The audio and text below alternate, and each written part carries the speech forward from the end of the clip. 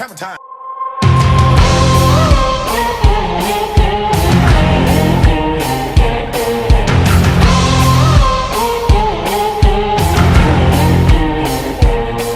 What's up everyone, welcome back to another Hammertime video. It's 2022, time for a shop tour. Let's go ahead and head inside. Alright, so we made it. Alright, so on the back wall, this is the back wall, so you walk in like this into the shop. And I added this new cabinet here, and I put my Hammertime logo on it. So we got the cabinet, we got all the finishes and spray paints for doing the baseball bats and all that sort of thing. So I got, you know, like shiny metallic gold, we got green, we got blues back there, black, we got all kinds of stuff. And down here we got another shelf with more finishes. And the reason I did not do the cabinet all the way down is because that would inhibit the use of the cabinet while the lathe is here, and just it would all kind of get in the way, and it just didn't seem like it was going to work out very well. And then we've got the drill charging station here, and this is, or the drill rack holding station, and then we'll get to the charging station later.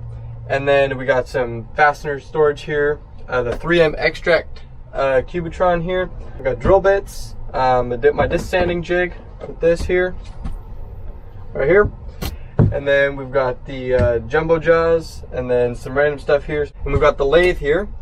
And then this other thing you're probably noticing, let's see, yep, it's right here. And this is my Dremel. And I have a little carbide, like rotary burr bit on here.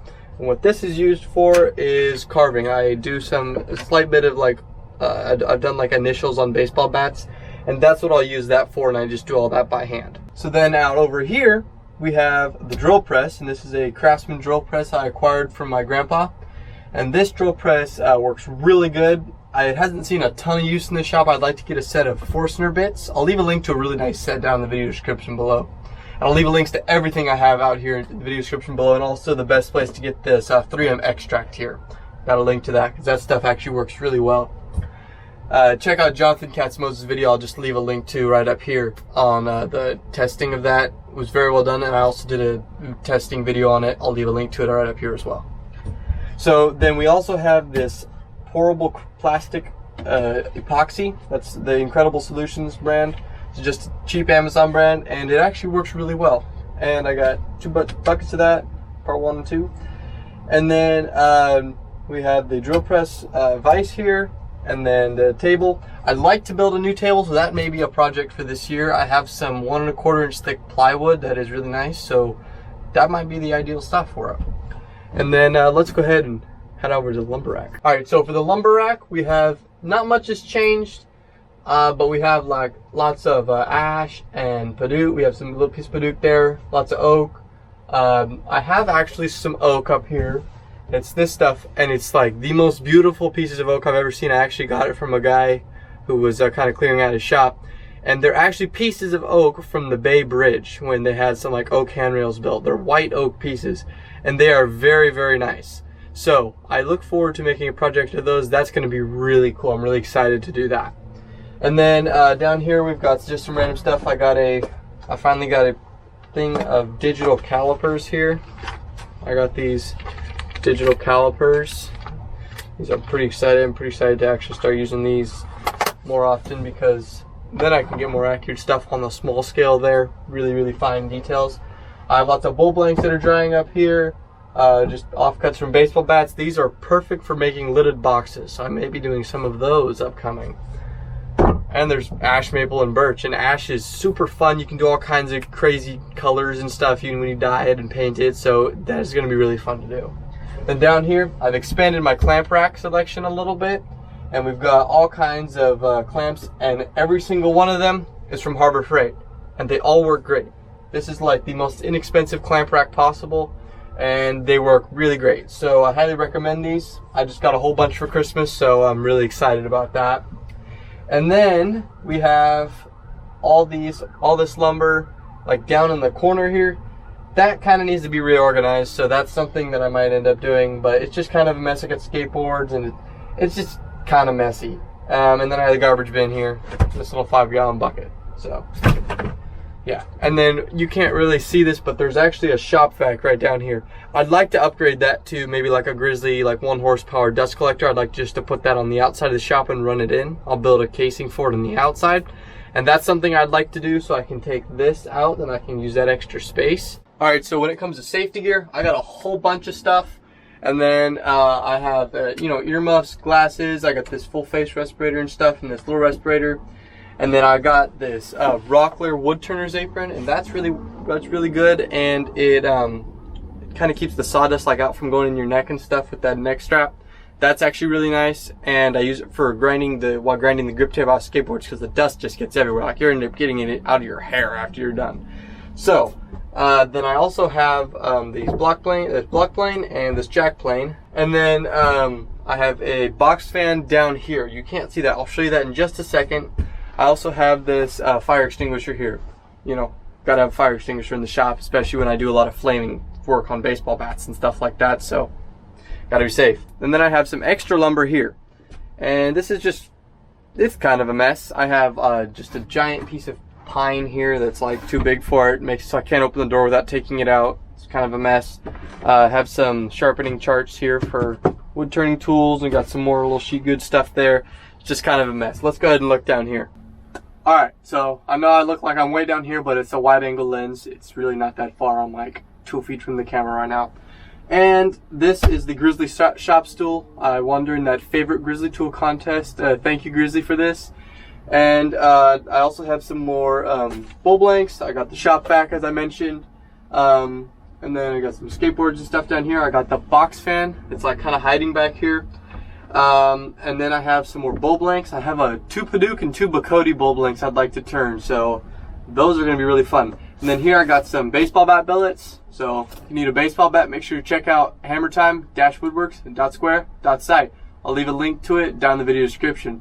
If you need a baseball bat, make sure you check it out. And then I have some more bull blanks that are down here. I've got all kinds of stuff. I actually have this really pretty piece of spalted silver maple here, and that is going to be really fun to turn. So we're going to turn that, and I should have that up available on our website. So make sure to keep an eye on that. So let's go ahead and look on this side of the shop. All right, so looking on this side of the shop, down here we have the miter saw on the flip top stand. I'll show you a little bit more about that later. And that's still working great, and the miter saw works great, and the flip top stand still works pretty good. Actually, it's worked out really well. And then over here we've got a blowtorch for all the flaming stuff I do, and then some just hardware buckets here, paper towels. We have the most dangerous tool in my shop, the speed square. We have that here too. And we also have here the charging station I built, and we've got the light up here, so I kind of had to work around that. And I've got the Makita chargers, and those ones don't have anything you can screw into to hang them on the wall, so I built a little shelf for them just to sit on, and that's worked out just fine. And then I've got the Milwaukee and the DeWalt one. They're mounted to the wall, and those work really good. And then I have all my saw blades hanging on the wall here. And I got the miter saw fitted with this CMT saw blade here. They're really affordable, and I really like them. I'll leave a link to them down in the video description below. They work really well. And then I've also got a pencil sharpener finally, so I don't have to work with dull pencils anymore. It's a game changer for me. I got that for Christmas. Really good. And then I've also got here this router, and this is just a Harbor Freight router. I'd like to upgrade that soon. It's just a little trim router, but it works good for just doing, you know, edging stuff. And then I've got up here all my turning tools. This is my whole turning tool rack. Here, I'll just slide over so you can see them all. And over here we've got all the D-Way stuff. This is all the Boxmaster tool line. This is the D-Way parting tool here. We got the Boxmaster 8-inch handle here, and that works really, really well. And we've also got a Taylor Toolworks chuck here, and that still just works great. I really like that chuck. I'll leave a link down to it in the video description below. I'll also leave a link to all the D-Way stuff down in the video description below. You gotta go check them out. They keep coming out with new products too, so keep an eye on them. They've really got it down. And then I've also got all my other turning tools here, and I've got some more turning tools here, another D-Way bottom bowl gouge here, and then I've got my board guard and grip tape like up against the wall. That's where I get all my broken skateboards, so thanks everyone there. All right, now let's go take a look at the flip top stand. Alright, so looking at the flip top stand here, we've got the miter saw on top, and then I have a Rikon grinder on the bottom, and I've got all the one-way accessories and jigs for that. And that works really well. It still flips and works really well. I just pull it out a little bit and flip it. Works just fine. And then I've also got this Makita circular saw down here, the rear handle 36-volt one. Really like that. I'll leave a link to it down in the video description below. And all the tools I have in my shop will be linked down in the video description below, or go check out my website.